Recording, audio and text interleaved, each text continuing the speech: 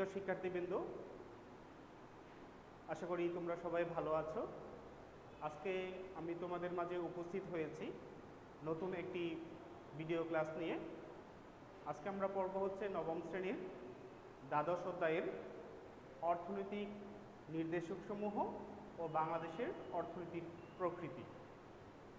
তার মাঝে আজকের পাঠ হচ্ছে অর্থনৈতিক নির্দেশকসমূহ। তো কোনো দেশের অর্থনৈতিক অবস্থা জানতে হলে সর্বপ্রথম যে জিনিসটা জানা দরকার তা হচ্ছে সে দেশের মোট জাতীয় উৎপাদন, মোট অভ্যন্তরীণ বা দেশজ উৎপাদন ও জনগণের মাথাপিছু আয়। এইগুলোর মাধ্যমে আমরা কোনো দেশের অর্থনীতির যে নির্দেশকসমূহ আছে এইগুলো আমরা জানতে পারি। মোট জাতীয় উৎপাদন, মাথাপিছু আয় এবং জনগণের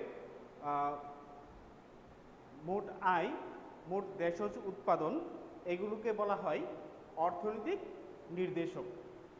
তাহলে অর্থনৈতিক নির্দেশকসমূহ কি এগুলো আমরা জানি। তার মাঝে সর্বপ্রথম যে জিনিসটা আমরা জানব সেটা হচ্ছে জিএনপি। জিএনপি, তাহলে জিএনপি কি? মোট জাতীয় উৎপাদন। জিএনপি হচ্ছে মোট জাতীয় উৎপাদন, গ্রস ন্যাশনাল প্রোডাক্ট। একটি দেশের অর্থনীতি ও অর্থনীতির অবস্থা জানার জন্য দেশের মোট জাতীয় উৎপাদন ও মাথাপিছু উৎপাদন সম্বন্ধে জানা দরকার। কোনো নির্দিষ্ট সময়ে, সাধারণত এক বছরে, কোনো দেশের প্রাকৃতিক সম্পদ বা ভূমির উপর সে দেশের মোট শ্রম ও মূলধন নিয়োগ করে যে পরিমাণ বস্তুগত ও অবস্তুগত দ্রব্য ও সেবা উৎপাদিত হয় তার আর্থিক মূল্যকে ওই দেশের মোট জাতীয় উৎপাদন বা জিএনপি বলা হয়।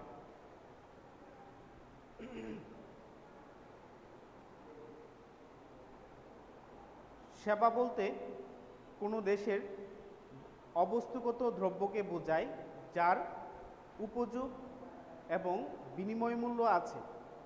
শিক্ষকদের পাঠদান, চিকিৎসকের চিকিৎসা প্রদান, ব্যাংকের অর্থ সংক্রান্ত বিষয়ে সহায়তা দান ইত্যাদি সেবা হিসেবে বিবেচিত হয়। তো এখান থেকে আমরা জানলাম জিএনপি মোট জাতীয় উৎপাদন, গ্রস ন্যাশনাল প্রোডাক্ট। তো মোট জাতীয় উৎপাদন পরিমাপ সম্পর্কে যদি আমরা জানতে চাই তাহলে আমরা জানি কোনো দেশের মোট জাতীয় উৎপাদন পদ্ধতি তিনটি ভাগে বিভক্ত, তিনটি দিক থেকে বিবেচনা করা হয়। তা হচ্ছে উৎপাদন পদ্ধতি, আয় পদ্ধতি এবং ব্যয় পদ্ধতি। মোট জাতীয় উৎপাদন পরিমাপ, মোট জাতীয় উৎপাদন পরিমাপ আমরা কি পেয়েছি? তিনটি পদ্ধতি পেয়েছি। এক হচ্ছে উৎপাদন পদ্ধতি, আরেকটি হচ্ছে আয় পদ্ধতি, তিন হচ্ছে ব্যয় পদ্ধতি। এই তিনটি পদ্ধতির মাধ্যমে কোনো দেশের জাতীয় উৎপাদন পরিমাপ করা হয়। যে কোনো দেশের অর্থনীতিতে জনগণের প্রয়োজনের ভিত্তিতে নানাবিধ দ্রব্য সামগ্রী ও সেবা উৎপাদন করা হয়। সাধারণত একটি দেশের জনগণ কর্তৃক কোনো নির্দিষ্ট সময়ে, সাধারণত এক বছরে, যে পরিমাণ বস্তুগত এবং অবস্তুগত দ্রব্য সামগ্রী উৎপাদিত হয়, উৎপাদিত দ্রব্য সামগ্রীর আর্থিক যে মূল্য আছে সেই মূল্যকে বলা হয় কি? উৎপাদন পদ্ধতিতে জাতীয় আয়ের পরিমাপ। সেই ক্ষেত্রে একটা উদাহরণ হিসেবে আমরা বিষয়টা বুঝতে পারি। ধরা যাক তুলা থেকে সুতা এবং সুতা থেকে কাপড় এবং কাপড় থেকে শার্ট উৎপাদন করা হলো। এখানে তুলা হচ্ছে প্রাথমিক দ্রব্য, সুতা কাপড় মাধ্যমিক দ্রব্য, শার্ট হচ্ছে চূড়ান্ত দ্রব্য। তুলা, সুতা, কাপড় এবং শার্ট এই চারটি পর্যায়ে দ্রব্যটির দাম হিসাব করা হলে তা একটি ভুল হিসাব, কারণ শার্টের দামের মধ্যেই তুলা, সুতা ও কাপড়ের দাম অন্তর্ভুক্ত করা হয়েছে। তাই উৎপাদন পদ্ধতিতে মোট জাতীয় উৎপাদন গণনা বা পরিমাপ করতে হলে শুধুমাত্র চূড়ান্ত দ্রব্য যা সরাসরি ভোগ করা হয় তা হিসাব করা যায়। তাহলে এখান থেকে কোন দ্রব্যগুলো প্রাথমিক, কোন দ্রব্যগুলো মাধ্যমিক দ্রব্য এবং কোন দ্রব্যগুলো চূড়ান্ত দ্রব্য এইগুলো আমরা জানতে পেরেছি। তো চূড়ান্ত দ্রব্য কোনগুলো? যে দ্রব্যগুলো সরাসরি আমরা ভোগের উদ্দেশ্যে ব্যবহার করি সেই দ্রব্যগুলোকে বলা হয় চূড়ান্ত দ্রব্য। তারপর হচ্ছে আয় পদ্ধতি। উৎপাদনের উপকরণের অর্জিত আয়। আয় পদ্ধতিতে জাতীয় আয় পরিমাপের জন্য আমরা জানি উৎপাদনের চারটি উপকরণ রয়েছে। একটি হচ্ছে ভূমি, শ্রম, মূলধন, সংগঠন। এই চারটি উপাদানের মোট আয় হিসাব করে জাতীয় আয় পরিমাপ করা হয়। তাহলে এই চারটি উপাদানের ভূমির জন্য খাজনা, শ্রমের জন্য মজুরি, মূলধনের জন্য সুদ ও সংগঠনের জন্য কি দিতে হয়? মুনাফা দিতে হয়। এই চারটি উপাদানের সম্মিলিত আয়ের যে অর্জিত আয় হয় তা মোট পরিমাপ হচ্ছে আয়ের ভিত্তিতে জাতীয় আয়ের পরিমাপ। তারপর সর্বশেষ জাতীয় আয় পরিমাপের যে পদ্ধতি সেটা হচ্ছে ব্যয় পদ্ধতি। সমাজের মোট ব্যয়। সমাজের মোট ব্যয়ের ভিত্তিতে ও মোট জাতীয় উৎপাদন নির্ণয় করা যায়। এ পদ্ধতি অনুসারে কোনো নির্দিষ্ট সময়ে দেশের সমস্ত ধরনের ব্যয় যোগ করে মোট জাতীয় উৎপাদনের আর্থিক মূল্য পাওয়া যায়।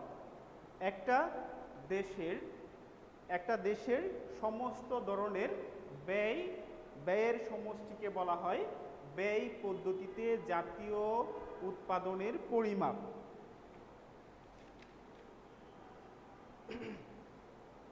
এই ব্যয়ের পদ্ধতিটা আমরা দুভাগে বিভক্ত করতে পারি। একটা হচ্ছে ভোগ্যদ্রব্য ও সেবা কেনার জন্য, আর একটা হচ্ছে বিনিয়োগ করার জন্য। ব্যয়ের পদ্ধতি তাহলে আমরা কয়টা পেলাম? দুটি।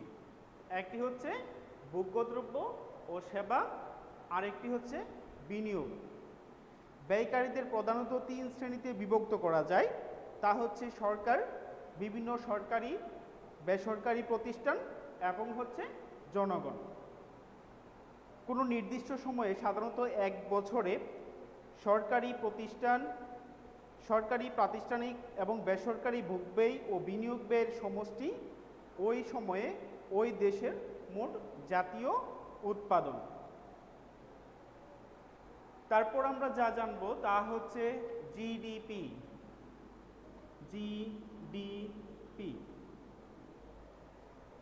জিডিপি হচ্ছে মোট দেশজ উৎপাদন, গ্রস ডোমেস্টিক প্রোডাক্ট।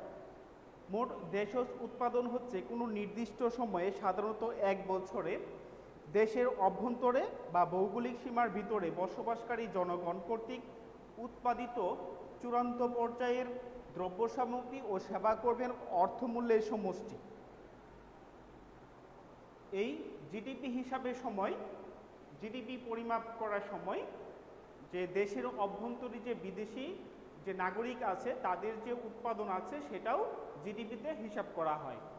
আবার দেশীয় নাগরিক যারা আছে বিদেশ থেকে উৎপাদন করতেছে তাদের হিসাব এই জিডিপিতে অন্তর্ভুক্ত করা হয় না। তো জিডিপি হিসাবের সময় সর্বপ্রথম ভৌগোলিক যে অবস্থা, এই ভৌগোলিক অবস্থা পরিমাপ করে এই জিডিপি হিসাব বের করা হয়। তাহলে বসবাসকারী দেশের সকল নাগরিক ও বিদেশি ব্যক্তি, সংস্থা বা প্রতিষ্ঠানে উৎপাদিত চূড়ান্ত পর্যায়ের যে দ্রব্য সামগ্রী ও সেবাকর্মের মূল্য আছে তা এই জিডিপিতে অন্তর্ভুক্ত করা হয়। যদি এক্স দ্বারা আমরা বিদেশে অবস্থানরত দেশি জনগণের আয় বুঝাই এবং এম দ্বারা দেশে অবস্থানরত বিদেশিদের আয় বুঝাই, তাহলে মোট জাতীয় উৎপাদন জিডিপি হিসাবের সময়, জিএনপি হিসাবের সময় আমাদের বের করতে হয় GDP plus X minus M. তো মোট জাতীয় উৎপাদন জিএনপি শুধু দেশের নাগরিকদের উৎপাদন হিসেবে গণনা করে। এ নাগরিকেরা দেশে অথবা বিদেশে যেখানেই অবস্থান করুক না কেন, এক্ষেত্রে নাগরিকই গুরুত্বপূর্ণ।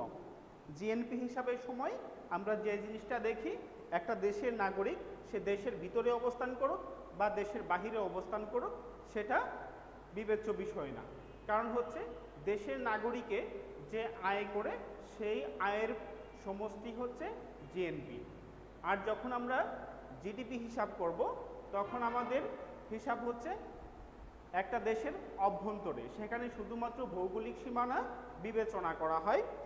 দেশীয় নাগরিক, বিদেশি নাগরিক এবং বিদেশি যে প্রতিষ্ঠান আছে, সকল প্রতিষ্ঠানের সম্মিলিত আয়ের সমষ্টি জিডিপিতে অন্তর্ভুক্ত করা হয়। মোট জাতীয় উৎপাদন জিএনপি এবং মোট দেশজ উৎপাদন জিডিপি এর চেয়ে বেশি বা কম হতে পারে, আবার সমানও হতে পারে। তবে সাধারণত জিএনপি জিডিপি এর চেয়ে বেশি বা কম হয়, সমান হয় না। তারপর আমরা জানব মাথাপিছু আয়। মাথাপিছু আয়, মাথাপিছু আয় পরিমাপের জন্য আমাদের যে জিনিসটা জানা দরকার, মাথাপিছু আয় হলো কোনো নির্দিষ্ট সময়ে কোনো দেশের নাগরিকদের আয়। কোনো নির্দিষ্ট সময় বলতে সাধারণত এক অর্থ বছর, মানে এক বছরকে বিবেচনা করা হয়। একটি নির্দিষ্ট বছরে দেশের নাগরিকরা যে পরিমাণ আয় করে তার সমষ্টি হচ্ছে, তাই হচ্ছে মাথাপিছু আয়। মাথাপিছু আয় দুটি পৃথক মান দ্বারা নির্ধারিত হয়। একটা হচ্ছে মোট জাতীয় আয় এবং হচ্ছে মোট জনসংখ্যা। কোনো নির্দিষ্ট সময়ে কোনো দেশের মোট জাতীয় আয়কে সে দেশের মোট জনসংখ্যা দ্বারা ভাগ করলে মাথাপিছু জাতীয় আয় বা মাথাপিছু আয় পাওয়া যায়। কোনো দেশের মোট জাতীয় আয়কে একটা নির্দিষ্ট সময়ে ওই দেশের জনসংখ্যা দ্বারা যখন মোট জাতীয় আয়কে ভাগ করা হয়, তখন ওই দেশের জনগণের মাথাপিছু আয় হিসাব করা হয়। 2018 এবং 19 চলতি মূল্যে বাংলাদেশের মাথাপিছু আয় 1,60,60 টাকা এবং মার্কিন ডলার হিসেবে $1,909। তো এখান থেকে আমরা অর্থনৈতিক যে নির্দেশক সমূহ আছে এইগুলো আমরা জানলাম। তো সবাই ভালো থেকো, আল্লাহ হাফিজ।